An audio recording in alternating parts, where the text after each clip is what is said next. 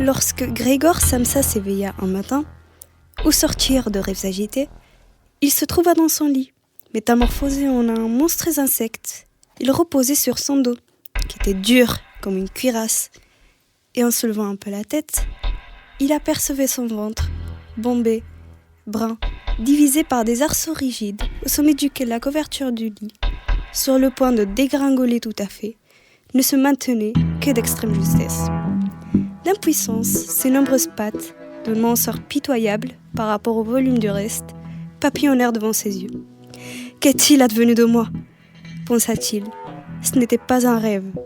Le regard de Grégor se tourna ensuite vers la fenêtre et l'automaussade le rendit tout mélancolique. « Est-ce que je ne ferais pas mieux de dormir encore un peu et d'oublier toute cette bouffonnerie ?» pensa-t-il.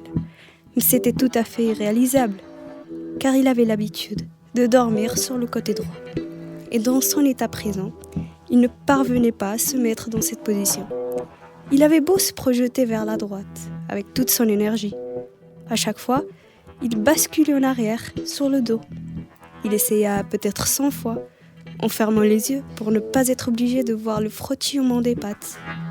Il ne s'arrêta qu'au moment où, soudain, il sentit au flanc une douleur inconnue, légère et sourde. La métamorphose de Kafka.